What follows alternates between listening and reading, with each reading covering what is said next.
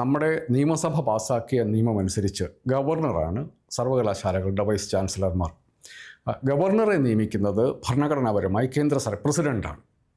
അതേസമയം സർവകലാശാലകളുടെ ചാൻസലറായി ഗവർണർ ആവട്ടെ എന്ന് നിശ്ചയിക്കുന്നത് സംസ്ഥാന നിയമസഭയാണ്. നിയമസഭയ്ക്ക് ആരെ വേണമെങ്കിലും ചാൻസലറാക്കി നിയമിക്കാം. യൂണിവേഴ്സിറ്റികൾക്ക് വൈസ് ചാൻസലർമാർ ഇല്ലാത്ത ഒരവസ്ഥ വരുന്ന നിരന്തരമായിട്ടുള്ള ഒരു കാര്യം വന്നു കഴിയുമ്പം എനിക്ക് തോന്നുന്നു സംസ്ഥാന സർക്കാർ ഒരു ഒത്തുതീർപ്പിന് വഴങ്ങി ഒരു സർവകലാശാലയുടെ വൈസ് ചാൻസലറെ ഗവർണർ പറയുന്ന ആളെ നിയമിക്കാം, ഒരു സർവകലാശാലയുടെ സംസ്ഥാന സർക്കാർ നിയമിക്കാം എന്നുള്ളത് ഇത് അതിവിചിത്രമായിട്ടൊരു കാര്യമാണ്. ഗവർണർ തീരുമാനിക്കുമെന്ന് പറഞ്ഞാൽ കേന്ദ്ര സർക്കാരിൻ്റെ ആഭ്യന്തരമന്ത്രി തീരുമാനിക്കും എന്നുള്ളതാണ് അവസ്ഥ. ഏത് ബില്ല് വേണമെങ്കിലും എത്ര കാലത്തേക്ക് വേണമെങ്കിലും പിടിച്ചു വെക്കാം എന്ന് ഭരണഘടനയിൽ ഒരിടത്തും പറയാത്ത ഒരവകാശവാദം ഇപ്പോൾ ഗവർണർമാർ ഉപയോഗിച്ച് തുടങ്ങിയിരിക്കുന്നു. അതിനെ സുപ്രീം കോടതി അംഗീകരിച്ചിരിക്കുന്നു. അതിന് കേന്ദ്ര സർക്കാർ കൂടെ നിൽക്കുന്നു. വാർത്തയിലുള്ളത് മമതയുടെ പുതിയൊരു എഡിഷനിലേക്ക് സ്വാഗതം. കേരളം ഒരു പുതിയ നിയമസഭാ തെരഞ്ഞെടുപ്പിന് വേണ്ടി ഒരുങ്ങിക്കൊണ്ടിരിക്കുകയാണ്. കേരളം മാത്രമല്ല, കേരളം, തമിഴ്നാട്, വെസ്റ്റ് ബംഗാൾ പ്രധാനപ്പെട്ട സംസ്ഥാനങ്ങൾ പലതും ഇപ്പോൾ തെരഞ്ഞെടുപ്പിലേക്ക് പോവുകയാണ്. അതിനുശേഷം വീണ്ടും സംസ്ഥാന നിയമസഭകളിലേക്ക് തിരഞ്ഞെടുപ്പ് വരും. ഇപ്പോൾ കുറച്ചു കാലം മുമ്പ് വേറെ കുറേ തിരഞ്ഞെടുപ്പുകൾ നടന്നതേ ഉള്ളൂ. ഇപ്പം നമ്മൾ കണക്കാക്കുന്ന ഒരു കാര്യം, നമ്മൾ തിരഞ്ഞെടുക്കുന്ന നിയമസഭകൾ നിയമം പാസ്സാക്കും. അതിനുള്ള അവകാശം അവർക്കുണ്ട്. അവർ ബില്ലുകൾ പാസ്സാക്കും, ഗവർണർ അത് ഒപ്പിടും, അങ്ങനെ നിയമമാകും. നമ്മുടെ നാട്ടിലെ നിയമമായിട്ട് അത് മാറും. നമ്മൾ പോയി വരി നിന്ന് വോട്ട് ചെയ്ത് നിയമസഭാംഗങ്ങളാക്കുന്ന മനുഷ്യർ വോട്ട് ചെയ്തിട്ടാണ് അവരും വീണ്ടും ഒരു സർക്കാർ, അവരുടെ ഭൂരിപക്ഷമുള്ള ആളുകൾ സർക്കാർ ഉണ്ടാക്കും. ആ സർക്കാർ അല്ലെങ്കിൽ ആര് വേണമെങ്കിലും നിയമസഭയിൽ ആർക്ക് വേണമെങ്കിലും ബില്ലുകൾ അവതരിപ്പിക്കാം. ആ ബില്ലുകൾ ഭൂരിപക്ഷമുണ്ടെങ്കിൽ പാസ്സാകും, അത് നിയമമാകും. അതിന് വളരെ കൃത്യമായിട്ടുള്ള നിയമങ്ങളും ചട്ടങ്ങളും ഭരണഘടനാപരമായ ഏരിയകളും ഒക്കെ നിശ്ചയിച്ച് വെച്ചിട്ടുണ്ട്. ഇപ്പം നമ്മളുടെ ഭരണഘടന അനുസരിച്ച് ചില കാര്യങ്ങളിൽ കേന്ദ്ര സർക്കാരിന് മാത്രം അധികാരമുണ്ട്, ചില കാര്യങ്ങൾ സംസ്ഥാന സർക്കാരിന് മാത്രം അധികാരമുണ്ട്, ചില പ്രത്യേക കാര്യങ്ങളിൽ കേന്ദ്ര സർക്കാരിനും സംസ്ഥാന സർക്കാരിനും നിയമം നിർമ്മിക്കാം. ഉദാഹരണത്തിന് വിദേശകാര്യ വകുപ്പുമായിട്ട് ബന്ധപ്പെട്ട, പ്രതിരോധവുമായി ബന്ധപ്പെട്ട കാര്യങ്ങളിലൊക്കെ കേന്ദ്ര സർക്കാരിൻ്റെ മാത്രമായിട്ടുള്ള കാര്യങ്ങളാണ്. അതേസമയം നമ്മുടെ നാട്ടിലെ പോലീസിങ് എങ്ങനെയായിരിക്കണം, നമ്മുടെ വിദ്യാഭ്യാസം എങ്ങനെയായിരിക്കണം, ഇതൊക്കെ വിദ്യാഭ്യാസത്തിന് പ്രധാനപ്പെട്ട കാര്യം, ആരോഗ്യം, ഇതൊക്കെ സംസ്ഥാന സർക്കാരുകളുടെ ലിസ്റ്റിൽപ്പെട്ടതാണ്. വിദ്യാഭ്യാസത്തിൽ കുറേ ഏരിയകൾ കേന്ദ്ര സർക്കാരിനുണ്ട്, കുറേ സംസ്ഥാന സർക്കാരിനുണ്ട്. ഇങ്ങനെ നമ്മുടെ നാട് ഭരിക്കാൻ വേണ്ടിയിട്ട് നമ്മൾ ഉണ്ടാക്കി വെച്ചിരിക്കുന്ന ഭരണഘടന അനുസരിച്ചാണ് നിയമങ്ങൾ ഉണ്ടാക്കുന്നത്. നമ്മളിൽ ചിലർക്കെങ്കിലും ഒരു തെറ്റിദ്ധാരണയുണ്ട്, സംസ്ഥാന സർക്കാരിൻ്റെ മുകളിലുള്ള ഒരു സംവിധാനമാണ് കേന്ദ്ര സർക്കാർ എന്ന്. അങ്ങനെയല്ല. നമ്മുടെ നാട് നമുക്ക് ഭരിക്കപ്പെടേണ്ടതുണ്ട്. നമുക്ക് സ്വാതന്ത്ര്യം കിട്ടി. ഈ വലിയൊരു രാജ്യമാണ്. നമ്മുടെ രാജ്യത്ത് പലതരത്തിലുള്ള മനുഷ്യർ ഉണ്ട്, പലതരത്തിലുള്ള അഭിപ്രായമുള്ളവർ, പലതരത്തിലുള്ള മതം കൊണ്ടു നടക്കുന്നവർ, പലതരത്തിലുള്ള ജാതിയിൽപ്പെടുന്നവർ, പല പ്രദേശങ്ങളിൽ നിന്നുള്ളവർ, വളരെ വലിയ ഒരു ഡൈവേഴ്സിറ്റി, വൈജാത്യങ്ങളുള്ള ഒരു നാടാണ് നമ്മുടേത്. അപ്പോൾ ഈ വൈജാത്യങ്ങളെയൊക്കെ നിലനിർത്തിക്കൊണ്ട് അവയിൽ കൂടി അതിനെ എല്ലാം ബഹുമാനിച്ചുകൊണ്ട് അതേസമയം നമുക്ക് ഈ രാജ്യം മുമ്പോട്ട് കൊണ്ടുപോവുകയും വേണം. അപ്പം അതുകൊണ്ടാണ് ഉണ്ടാക്കിയ ഭരണ സംവിധാനമാണ് കേന്ദ്ര സർക്കാരെന്നും സംസ്ഥാന സർക്കാരെന്നും. അവർക്ക് രണ്ടുപേർക്കും നിയമം ഉണ്ടാക്കേണ്ട ഏരിയകൾ ഏതൊക്കെയാണോ എന്നൊക്കെ നമ്മൾ വിശദീകരിക്കുന്നത്. അപ്പോൾ ഇതിനെക്കുറിച്ച് നമ്മുടെ നാട്ടിൽ ഇത്രയും കാലം നമുക്ക് വലിയ സംശയങ്ങളൊന്നും ഉണ്ടായിരുന്നില്ല. അതിൽ കേന്ദ്ര സർക്കാർ, സംസ്ഥാന സർക്കാർ വ്യത്യസ്ത പാർട്ടികളിലുള്ള ആളുകളാണെങ്കിലും ഈ ഭരണഘടനയുടെ അടിസ്ഥാനപരമായ മൂല്യങ്ങളെക്കുറിച്ചുള്ള ധാരണയുള്ള ആളുകളായിരുന്നതുകൊണ്ട് ഇത് നമ്മുടെ നാട് ഇപ്പോൾ വലിയ പ്രശ്നങ്ങളില്ലാതെ മുമ്പോട്ട് പോവുകയായിരുന്നു. നമ്മൾ ഈയിടെ ശ്രദ്ധിച്ച ഒരു കാര്യം, നിങ്ങളിൽ പലരും ശ്രദ്ധിച്ചിട്ടുണ്ടാവുമെന്ന് എനിക്ക് തോന്നുന്നു. കേരളത്തിലെ സർവകലാശാലകളിലെ വൈസ് ചാൻസലർമാരുടെ നിയമനവുമായി ബന്ധപ്പെട്ട് വലിയ സംഘർഷം നിലവിലുണ്ട് സംസ്ഥാന സർക്കാരും ഗവർണറും തമ്മിൽ. അതിൻ്റെ കാര്യം, നമ്മുടെ നാട്ടിൽ ഓരോ സർവകലാശാലയും സംസ്ഥാന സർവകലാശാലകൾ നിലവിൽ വരുന്നത് സംസ്ഥാന നിയമസഭയുടെ ഒരു നിയമത്തിൻ്റെ അടിസ്ഥാനത്തിലാണ്. ഇപ്പം നമ്മൾ കാലിക്കറ്റ് യൂണിവേഴ്സിറ്റി ആണെങ്കിൽ കാലിക്കറ്റ് യൂണിവേഴ്സിറ്റി ആക്ട് എന്ന് പറയുന്ന ആക്ട് ഉണ്ടാവും, അല്ലെങ്കിൽ കേരള യൂണിവേഴ്സിറ്റി ആണെങ്കിൽ Kerala university act, Mahatma Gandhi university ആണെങ്കിൽ Mahatma Gandhi university act, Kannur university ആണെങ്കിൽ കണ്ണൂർ യൂണിവേഴ്സിറ്റി ആക്ട്. അങ്ങനെ ഓരോ യൂണിവേഴ്സിറ്റിയും സ്ഥാപിക്കപ്പെടുന്നത് നിയമസഭയുടെ ഒരു നിയമത്തിൻ്റെ അടിസ്ഥാനത്തിലാണ്. ആ നിയമത്തിൽ പറഞ്ഞിരിക്കുന്ന കാര്യം, യൂണിവേഴ്സിറ്റിക്ക് ഒരു ചാൻസലർ ഉണ്ടാവും. ആ ചാൻസലറാണ് വൈസ് ചാൻസലറെ നിയമിക്കുന്നത്. അതിന് ചില പ്രത്യേക രൂപങ്ങളുണ്ട്, അതിന് ചില പ്രത്യേക പ്രോസസ്സുകളുണ്ട് എന്ന് പറഞ്ഞിട്ടുണ്ടാവും. അപ്പം ഈ നമ്മുടെ നാട്ടിലെ സർവകലാശാലകളിലെ ചാൻസലറാക്കി നമ്മൾ നേരത്തെ ഉണ്ടായിരിക്കുന്ന നിയമങ്ങളെല്ലാം നിശ്ചയിച്ചിരിക്കുന്നത് നമ്മുടെ ഗവർണർ എന്ന് പറയുന്ന ഉദ്യോഗത്തിലിരിക്കുന്ന ആൾ, ആ പദവിയിലിരിക്കുന്ന ആളായിരിക്കും നമ്മുടെ നാട്ടിലെ യൂണിവേഴ്സിറ്റികളുടെ ചാൻസലർ എന്നാണ് നമ്മൾ നേരത്തെ തീരുമാനിച്ചിട്ടുള്ളത്. അപ്പോൾ അപ്പോഴും വൈസ് ചാൻസലർമാരെ നിയമിക്കുന്നതിന് വേറൊരു പ്രോസസ്സുണ്ട്. ഈ പ്രോസസ്സിൻ്റെ പേരിലാണ് നമ്മുടെ നാട്ടിൽ ഇപ്പോൾ വലിയ സംഘർഷമുണ്ടാക്കുകയും ഇപ്പം ഡിജിറ്റൽ യൂണിവേഴ്സിറ്റിയുടെയും കേരള അബ്ദുൽ കലാം ടെക്നിക്കൽ യൂണിവേഴ്സിറ്റിയുടെയും വൈസ് ചാൻസലർമാരുടെ നിയമനം വന്നപ്പം ഇതിൽ സംസ്ഥാന സർക്കാരും ഗവർണറും തമ്മിൽ വലിയ അഭിപ്രായ വ്യത്യാസം ഉണ്ടാവുകയും സുപ്രീം കോടതി ഇടപെട്ട് എന്നാൽ പിന്നെ ഞങ്ങൾ നിശ്ചയിക്കാം അതിനുള്ളൊരു സമിതി എന്ന് പറയുകയും സുപ്രീം കോടതി ഒരു സമിതിയെ നിശ്ചയിക്കുകയും ആ സമിതിയുടെ നിർദ്ദേശപ്രകാരം സംസ്ഥാന മുഖ്യമന്ത്രി നിർദ്ദേശം കൊടുക്കുകയും ആ നിർദ്ദേശം ഗവർണർ അംഗീകരിക്കാതിരിക്കുകയും ചെയ്യുന്നൊരവസ്ഥയുണ്ടായിരുന്നു. ഇതൊക്കെ വളരെ വിചിത്രമായിട്ടുള്ള കാര്യങ്ങളാണ്. സാധാരണഗതിയിൽ സംഭവിക്കുന്ന കാര്യങ്ങളല്ല. സുപ്രീം കോടതിയുടെ വിധികൾ പൊതുവേ എല്ലാവരും അനുസരിക്കുകയാണ് പതിവ്. അത് അനുസരിക്കാതെ തന്നെ സുപ്രീം കോടതിയുടെ പണിയെടുത്താൽ മതിയെന്ന് ഗവർണറുടെ ഭാഗത്തൊരു പരാമർശം ഉണ്ടാകുകയും ചെയ്തു. അതിനുശേഷം മുഖ്യമന്ത്രി ഗവർണറെ കണ്ടു. അതിനുശേഷം മുഖ്യമന്ത്രിയുടെ നോമിനി ഒരു സർവകലാശാലയുടെ വൈസ് ചാൻസലറായിട്ടും സംസ്ഥാന മന്ത്രിസഭയുടെ നോമിനി മറ്റൊരു സർവകലാശാലയുടെ വൈസ് ചാൻസലറായിട്ടും വരുന്ന ഒരു വെടിനിർത്തൽ പോലത്തെ ഒരു സംഭവം വന്നു. ഇതാണ് നമ്മൾ ശരിക്കും പറഞ്ഞാൽ പരിഗണിക്കേണ്ട കാര്യം. ഇതെങ്ങനെ വരുന്നു? ആരാണ് സംസ്ഥാനത്തെ വൈസ് ചാൻസലർ? സർവകലാശാലകളിലെ വൈസ് ചാൻസലർമാരെ നിയമിക്കാനുള്ള അവകാശം ആർക്കാണ്? നമ്മുടെ നാട്ടിൽ ഇപ്പോൾ നിലവിലുള്ള നിയമം അനുസരിച്ച്, നമ്മുടെ നിയമസഭ പാസ്സാക്കിയ നിയമം അനുസരിച്ച് ഗവർണറാണ് സർവകലാശാലകളുടെ വൈസ് ചാൻസലർമാർ. ഗവർണറെ നിയമിക്കുന്നത് ഭരണഘടനാപരമായി പ്രസിഡൻ്റാണ്. അതേസമയം സർവകലാശാലകളുടെ ചാൻസലറായി ഗവർണർ ആവട്ടെ എന്ന് നിശ്ചയിക്കുന്നത് സംസ്ഥാന നിയമസഭയാണ്. നിയമസഭയ്ക്ക് ആരെ വേണമെങ്കിലും ചാൻസലറാക്കി നിയമിക്കാം. പക്ഷേ ചാൻസലറായി ഗവർണർ എന്ന് പറയുന്ന സംസ്ഥാനത്ത് നിന്ന് പുറത്തുനിന്ന് വരുന്ന പ്രകടമായി പാർട്ടി ബന്ധങ്ങളില്ലാത്ത ആളായിരിക്കും ഗവർണർ എന്നുള്ളത് കൊണ്ടും സർവകലാശാലകൾ ഒരു സ്വയംഭരണ സംവിധാനം വിഭാവന ചെയ്യപ്പെട്ടതുകൊണ്ടും ഗവർണർ ആവട്ടെ വൈസ് ചാൻസലർ എന്ന് നമ്മൾ തീരുമാനിച്ചിട്ടുണ്ട്.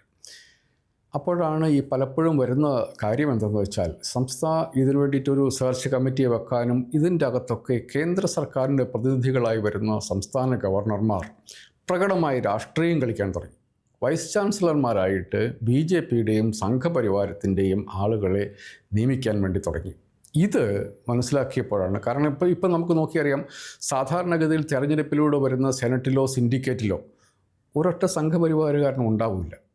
പക്ഷേ ഇപ്പം നമ്മുടെ സെനറ്റിലും സിൻഡിക്കേറ്റിലും വൈസ് ചാൻസലറായിട്ടും സംഘപരിവാറിന് ഇഷ്ടപ്പെട്ട ആളുകൾ, അവരുടെ നോമിനികൾ വന്നു തുടങ്ങി. ഇതെങ്ങനെ വരുന്നു? ഇത് വരുന്നത് നമ്മുടെ സംസ്ഥാന സർവകലാശാലകളുടെ ചാൻസലർ ആയി ഗവർണറെ നിയമിച്ച കേരള നിയമസഭയുടെ നിയമം കൊടുക്കുന്ന അധികാരത്തിൻ്റെ ബലത്തിലാണ്. ഇത് കേരളത്തിൽ മാത്രമല്ല, ഇത് തമിഴ്നാട്ടിൽ സംഭവിക്കുന്നുണ്ട്, ഇത് പശ്ചിമ ബംഗാളിൽ സംഭവിക്കുന്നുണ്ട്, ഇത് പ്രതിപക്ഷം, അതായത് കേന്ദ്ര സർക്കാരിന് താല്പര്യമില്ലാത്ത പാർട്ടികൾ ഭരിക്കുന്ന സംസ്ഥാനങ്ങളിലൊക്കെ ഇത് സംഭവിക്കുന്നുണ്ട്. അപ്പോൾ പിന്നെ എന്താണ് ചെയ്യാൻ വേണ്ടി പറ്റുക എന്നുള്ളത് നിയമം മാറ്റുക എന്നുള്ളതാണ്. അങ്ങനെ കേരളത്തിലെ സർവകലാശാലകളുടെ ചാൻസലർ സ്ഥാനത്ത് നിന്ന് ഗവർണറെ മാറ്റി മറ്റ് യോഗ്യനായ ഒരാളെ നിയമിക്കുന്ന ഒരു നിയമം സംസ്ഥാന നിയമസഭ പാസ്സാക്കിയിട്ടുണ്ട്. ഈ ബില്ല് നിയമമാകണമെങ്കിൽ ഗവർണർ ഒപ്പിടണം. അദ്ദേഹം അത് ഒപ്പിട്ടിട്ടില്ല. അതാണ് സംഭവിച്ചിരിക്കുന്നത്. അതായത് നമ്മൾ തിരഞ്ഞെടുത്ത നിയമസഭ നേരത്തെ ഒരു നിയമം പാസ്സാക്കി. അതനുസരിച്ച് നമ്മുടെ സർവകലാശാലകളുടെ ചാൻസലർ ഗവർണറായിരിക്കണം.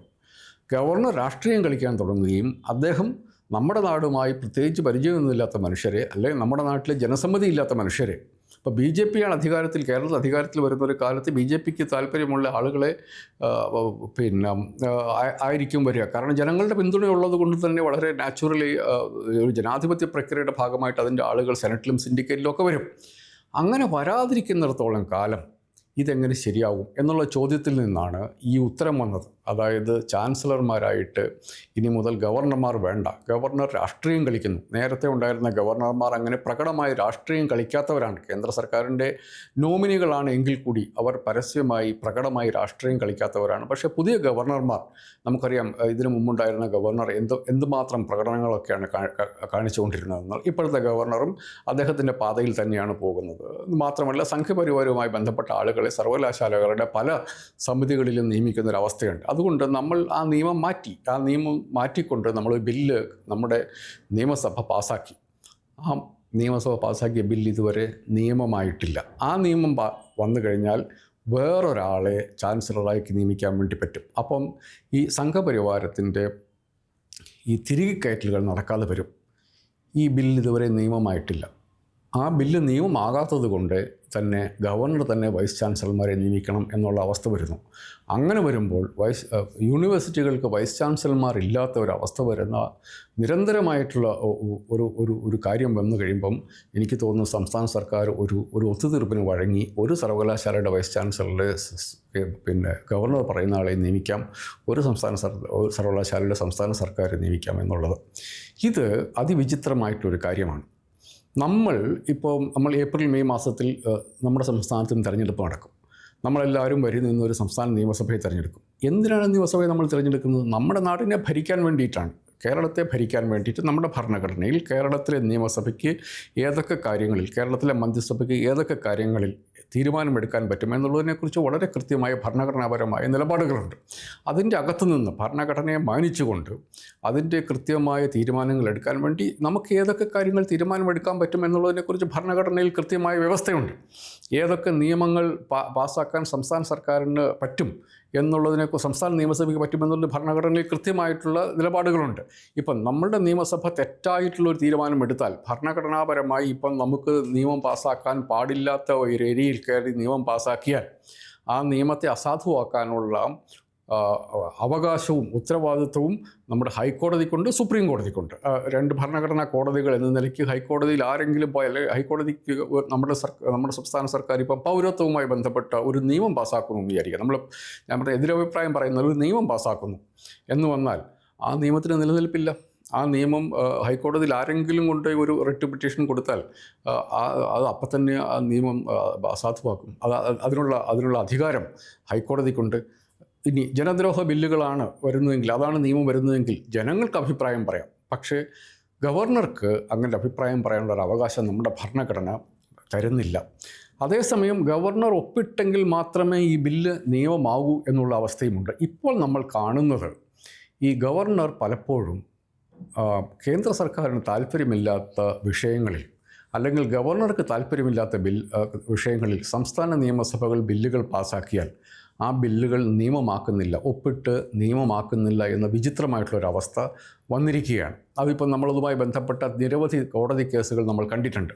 അപ്പം അതിൻ്റെ പുറത്ത് സുപ്രീം കോടതി പറഞ്ഞു ഈ ബില്ലുകൾ 3 മാസത്തിനുള്ളിൽ ഗവർണർമാർ സൈൻ ചെയ്യണം, ഇല്ലെങ്കിൽ അവ നിയമമാകും എന്ന് സുപ്രീം കോടതിയുടെ ഒരു വിധി വന്നു. അതിനുശേഷം അതിനെതിരെ കേന്ദ്ര സർക്കാർ പ്രസിഡൻറ്റിനെ ഉപയോഗിച്ചുകൊണ്ട് സുപ്രീം കോടതിയിൽ ഒരു റഫറൻസ് കൊടുത്തു.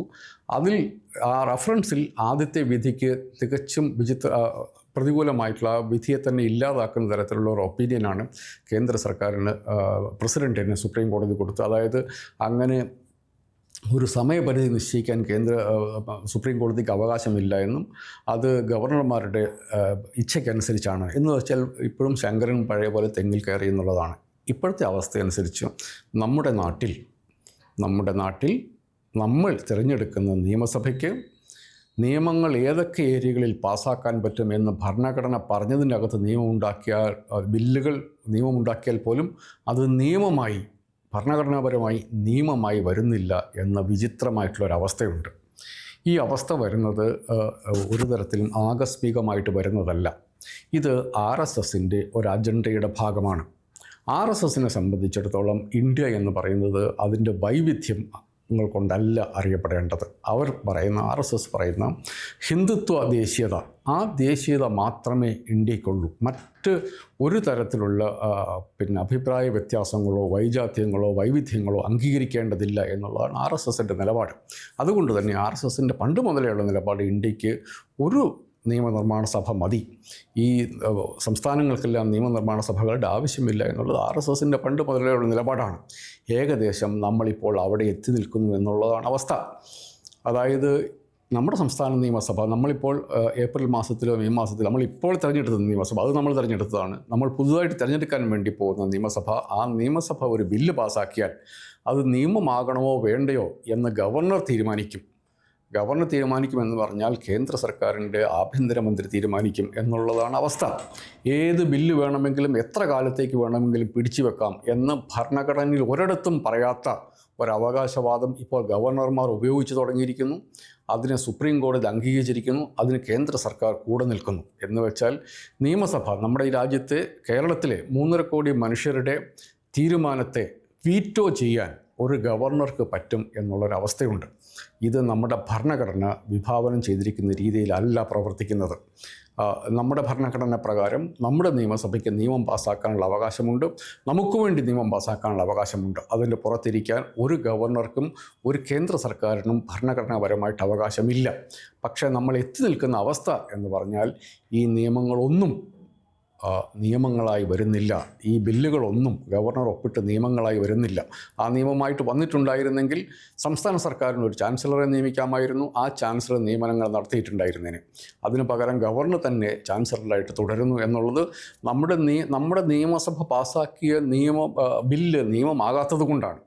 എന്ന് വെച്ചാൽ പ്രാക്ടിക്കലി നമ്മൾ പോയി വോട്ട് ചെയ്ത് ഉണ്ടാക്കുന്ന നിയമസഭയ്ക്ക് നമ്മുടെ ഭരണഘടന വിഭാവനം ചെയ്ത അധികാരങ്ങൾ പ്രയോഗിക്കാൻ പറ്റുന്നില്ല എന്നുള്ള അതിവിചിത്രമായ, അതിഗുരുതരമായ, അത്യന്തം അപകടകരമായ ഒരു അവസ്ഥയിലാണ് നമ്മൾ നിൽക്കുന്നത്. ഇതിനെ നമ്മൾ രാഷ്ട്രീയമായിട്ട് മനസ്സിലാക്കണം. ഓരോ മനുഷ്യനും മനസ്സിലാക്കണം. ഓരോ മലയാളിയും മനസ്സിലാക്കണം.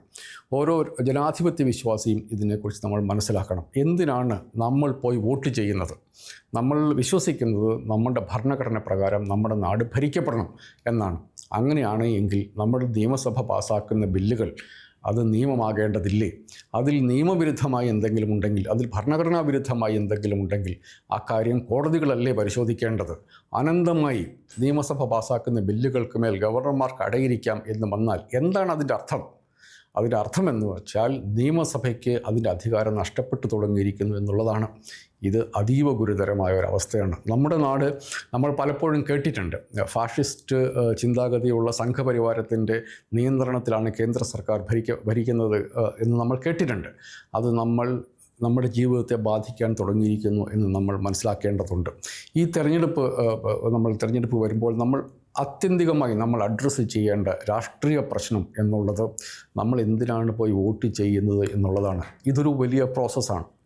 കാരണം നമുക്ക് 100 വർഷം മുമ്പ് നമ്മുടെ നാട്ടിൽ, ഇപ്പോൾ കേരളത്തിൽ അന്നൊരു നിയമം പാസ്സാക്കണമെങ്കിൽ ബ്രിട്ടീഷ് പ്രസിഡൻസി പാസ്സാക്കണം, അല്ലെങ്കിൽ തിരുവിതാംകൂർ നിയമസഭ, ഇതിനൊക്കെ ബ്രിട്ടീഷ് രാജാവിൻ്റെ അനുമതി വേണം. ബ്രിട്ടീഷ് രാജാവിൻ്റെ അനുമതി ഉണ്ടെങ്കിൽ മാത്രമേ അന്ന് നിയമമാകുള്ളൂ. ഇതൊക്കെ ഈ പ്രതിനിധി സഭകൾക്ക് എന്ത് നിയമം പാസ്സാക്കാം, പക്ഷേ അതൊന്നും വരണമെന്നില്ല. ബ്രിട്ടീഷ് രാജാവ് തീരുമാനിച്ചെങ്കിൽ മാത്രമേ വരുള്ളൂ. നമ്മളിപ്പോൾ ഏകദേശം ആ അവസ്ഥയിലേക്ക് എത്തി. ഓഫ് കോഴ്സ് കേന്ദ്ര സർക്കാരിനെ നമ്മൾ തിരഞ്ഞെടുക്കുന്നതാണ്, പക്ഷേ സംസ്ഥാന സർക്കാരിനെയും നമ്മൾ തിരഞ്ഞെടുക്കുന്നതാണ്, കേന്ദ്ര പാർലമെൻറ്റിനെ നമ്മൾ തിരഞ്ഞെടുക്കുന്നതാണ്, നമ്മുടെ നിയമസഭയെ നമ്മൾ തിരഞ്ഞെടുക്കുന്നതാണ്. അപ്പോൾ ഈ രണ്ടു കൂട്ടർക്കും ഏതൊക്കെ കാര്യങ്ങളിൽ എന്തൊക്കെ അധികാരം വിനിയോഗിക്കാം എന്നുള്ളതിനെക്കുറിച്ചുള്ള നമ്മുടെ ഭരണഘടന വിഭാവനം ചെയ്യാത്ത ഒരു തർക്കം ഉടലെടുത്തിട്ടുണ്ട്. എന്ന് വെച്ചാൽ ഒരു രാഷ്ട്രീയ പ്രശ്നമായി നമ്മുടെ മുമ്പിൽ ഇതുണ്ട്. ഈ പ്രശ്നത്തിന് നമ്മൾ രാഷ്ട്രീയമായിട്ട് തന്നെ മറുപടി കാണേണ്ടതുണ്ട്. ഈ നിലപാട് തിരുത്തിക്കേണ്ടതുണ്ട്. ഭരണഘടന സംസ്ഥാനങ്ങൾക്ക് അനുവദിച്ചുകൊണ്ടിരിക്കുന്ന വിഷയങ്ങളിൽ നിയമമുണ്ടാക്കാൻ സംസ്ഥാന നിയമസഭകൾക്ക് അവകാശമുണ്ട് എന്നുള്ള നമ്മളുടെ പൗരന്മാർ എന്ന നിലയിലുള്ള, വോട്ടർമാർ എന്ന നിലയിലുള്ള നമ്മുടെ അവകാശം അത് ഉറപ്പിക്കുന്ന രാഷ്ട്രീയ ചിന്ത നമ്മുടെ മനസ്സിലുണ്ടാകണം എന്നുള്ളതാണ് എനിക്ക് തോന്നുന്നത്. ഇത് നമ്മൾ അഡ്രസ്സ് ചെയ്യപ്പെടാതെ വിട്ടാൽ, ഇത് നമ്മൾ പരിഗണിക്കാതിരുന്നാൽ നമ്മുടെ രാജ്യം പ്രായോഗികമായി ഏകാധിപത്യത്തിലേക്ക് പോകുന്ന ഒരവസ്ഥ വരും. നമ്മുടെ സംസ്ഥാനങ്ങളുടെ അധികാരങ്ങൾ നഷ്ടപ്പെട്ടുകൊണ്ടിരിക്കും. ഇന്നിപ്പോൾ ഞാൻ സംസാരിക്കുമ്പോൾ തിരുവനന്തപുരത്ത് കേരളത്തിലെ മുഖ്യമന്ത്രിയും രാഷ്ട്രീയ പാർട്ടി നേതാക്കളും ഒക്കെ കേന്ദ്ര സർക്കാർ ധനപരമായി സംസ്ഥാന സർക്കാരിനെ ഞെരുക്കുന്നതിനെക്കുറിച്ചുള്ള ഒരു പ്രക്ഷോഭത്തിലേർപ്പെട്ടിരിക്കുകയാണ്. ഇത് എല്ലാവരും ചേർന്ന് ചെയ്യേണ്ട ഒരു പ്രക്ഷോഭമായിട്ട് എനിക്ക് തോന്നുന്നു. അപ്പോൾ ധനകാര്യ കാര്യത്തിൽ മാത്രമല്ല പ്രശ്നം, അത് വളരെ പ്രധാനപ്പെട്ട ഒരു പ്രശ്നമായിരിക്കെ തന്നെ പരമായ കാര്യങ്ങളിൽ സംസ്ഥാന സർക്കാരിന് അർഹമായ വിഹിതം തരുന്നില്ല എന്നുള്ള പരാതി അവിടെ നിലനിൽക്കെ തന്നെയാണ് സംസ്ഥാന നിയമസഭകൾക്ക് നിയമം പാസ്സാക്കാൻ ആവശ്യമായ അധികാരം പോലും ഉപയോഗിക്കാൻ പറ്റാത്തൊരവസ്ഥ വരുന്നത്. ഇതൊരു വളരെ ഗുരുതരമായ ഒരു വിഷയമാണ്. ഈ വിഷയം മനസ്സിലാക്കിക്കൊണ്ട് വേണം, ഇതൊരു നമ്മുടെ മുമ്പിൽ ഒരു രാഷ്ട്രീയ പ്രശ്നം വരികയാണ്. ഈ രാഷ്ട്രീയ പ്രശ്നത്തെ അഡ്രസ്സ് ചെയ്യാൻ നമ്മൾ ഓരോരുത്തരും തയ്യാറാവണം എന്നുള്ളതാണ്. ഇത് ബാലറ്റ് പേപ്പറിൽ നമ്മൾ പോയി വോട്ട് ചെയ്യുമ്പോൾ നമ്മുടെ ഒരു തോന്നൽ എന്ന് വെച്ചിട്ട് നമുക്കൊരു സർക്കാരിനെ പണിഷ് ചെയ്യാം, അല്ലെങ്കിൽ ഒരു സർക്കാരിനെ പുതുതായിട്ട് തിരഞ്ഞെടുക്കാം. ഇതൊക്കെ നമ്മുടെ അധികാരത്തിൽ ഉൾപ്പെട്ടിരിക്കുന്ന കാര്യങ്ങളാണ് എന്ന് നമ്മൾ നേരത്തെ കണ്ടിട്ടുണ്ട്. ഇപ്പോൾ UDF LDF തിരഞ്ഞെടുക്കുക എന്നുള്ളത് നമ്മുടെ ചോയ്സാണ്.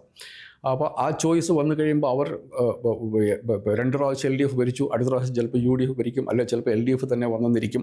അങ്ങനെയാണെങ്കിൽ നമ്മൾ തിരഞ്ഞെടുക്കുന്ന മന്ത്രിസഭയ്ക്ക് നിയമം ഉണ്ടാക്കാനുള്ള അവകാശം ഉണ്ടാവുക, നമ്മൾ തിരഞ്ഞെടുക്കുന്ന നിയമസഭയ്ക്ക് നിയമം പാസ്സാക്കാനുള്ള അവകാശം ഉണ്ടാക്കുക എന്നൊക്കെ പറയുന്നത് നമ്മൾ പ്രതീക്ഷിക്കുന്ന കാര്യമാണ്. അത് നടക്കുന്നില്ല എങ്കിൽ നമ്മുടെ രാഷ്ട്രീയത്തിന്, നമ്മുടെ ദേശീയ രാഷ്ട്രീയത്തിൻ്റെ ദിശ ഏകാധിപത്യ സ്വഭാവത്തിലേക്ക് മാറുന്നു എന്നുള്ള വസ്തുത നമ്മൾ തിരിച്ചറിയണം. ഇതിനെതിരെയുള്ള ജനാധിപത്യപരമായ അഭിപ്രായ സമന്വയം ഉണ്ടാകേണ്ടതുണ്ട്. ഈ നയം തിരുത്തിക്കേണ്ടതുണ്ട്. അതിന് നമ്മുടെ ഭരണഘടനയും ജനാധിപത്യ അവകാശങ്ങളും നൽകുന്ന എല്ലാ വേദികളും നമ്മൾ ഉപയോഗിക്കേണ്ടതായിട്ടും ഉണ്ട്.